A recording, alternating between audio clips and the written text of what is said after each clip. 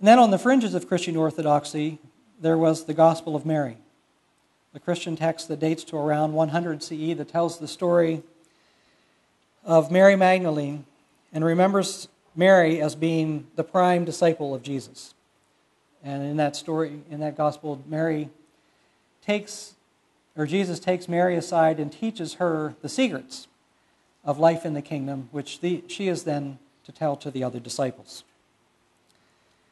So you have this early, both within what would become orthodoxy and then on the fringes of the Orthodox Church, the Roman Catholic and the Orthodox Church, you have this idea early on that men and women are equal.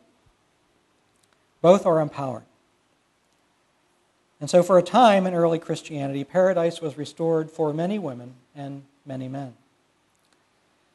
Unfortunately, the church was unable to resist the patriarchal forces of the culture. By the time the later letters of the New Testament were written, women were to be submissive and silent in worship, and were to be ruled at home by their husbands. And it was a combination of the culture and the Scripture that brought about that change.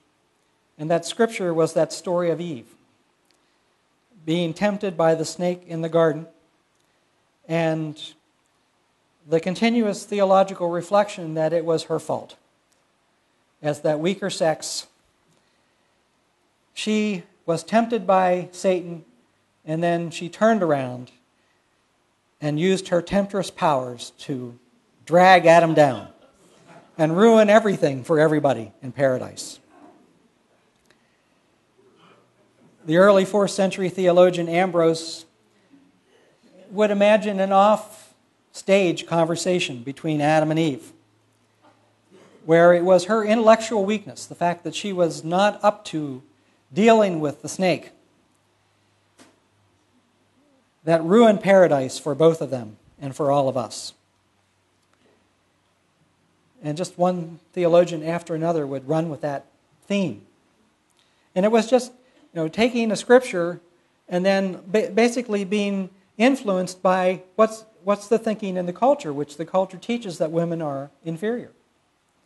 And using that then to reinforce and then to teach that women should be quiet, they can't lead, they can't teach, they have their place in the home.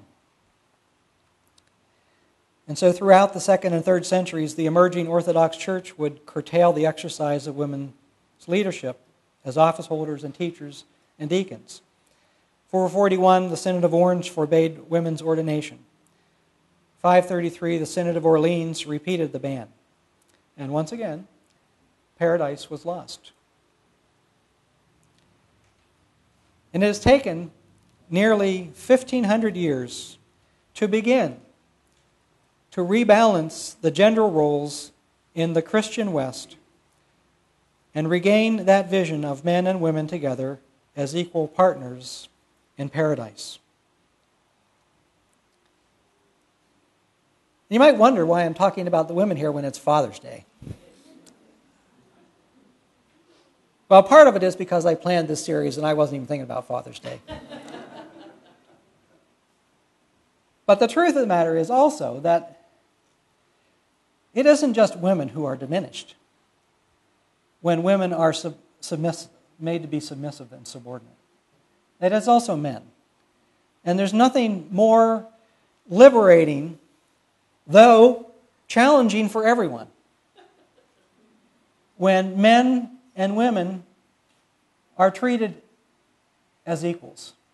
And when we learn as men and women to relate to one another as equals and to make decisions together as equals, both mothers and fathers, men and women, their lives are lifted. It's a better world when that's the case. And so it fits.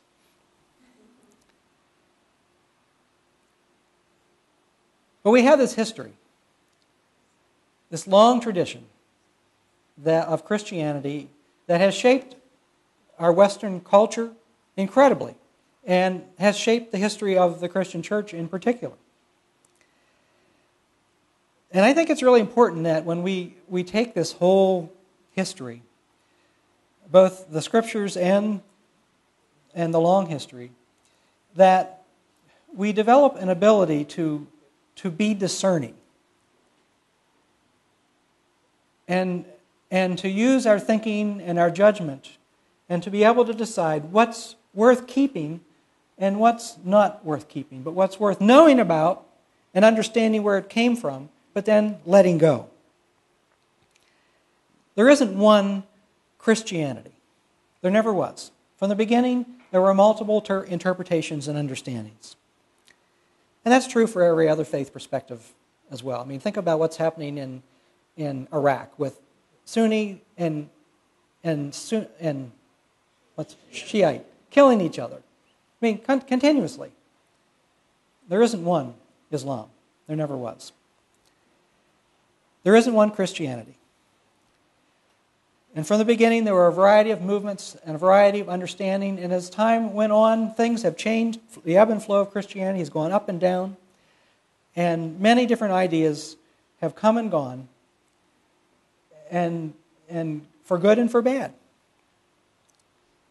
And some of it has been beautiful and edifying and uplifting and has moved humanity forward. I mean, think of the art and the music and the architecture of Christianity and the culture, as well as revolutionary ideas like the dignity of every person, and particularly the emphasis in Christianity, which was revolutionary in the Roman Empire, that those who were outcast and those who were sick and those who were orphans and widows were equals. They were children of God, and they deserved protection, and they deserved our dignity. That's a revolutionary idea in human thought, and came out of our Christian tradition. There's things that are absolutely beautiful. And there are things that are not. I mean, the submission of women, some of the history, the Inquisition, the religious wars that have been fought in the name of Christianity. It's not pretty. And the same is true of the Scriptures. Some of them inspire and uplift and challenge us to be godlike. And some reflect the cultural biases or the violent and worst aspects of humanity. And our task is to read, I think, and learn it all. And understand where it came from, and then to use our powers of discernment to keep the best and bring it along with us as we continue to think about what it means to be a fully human person, inspired by God, to live our lives out as best we can. And that's why I'm talking about paradise. And I think the early Christians were on to something when they thought about their faith as being a participation in paradise. The paradise wasn't just past, it wasn't just future, but it was here and now. And they surrounded themselves with images of beauty so that they could be reminded that they were participating in paradise in their lives. And they shared food and wine and talked about the stories of God's abundance, that every time they were there was more than enough. The food was overflowing. And that's what it meant to live in God's abundance and to share out of that. And they strove to teach one another that every person, every single person, is a child of God. Paradise is a keeper.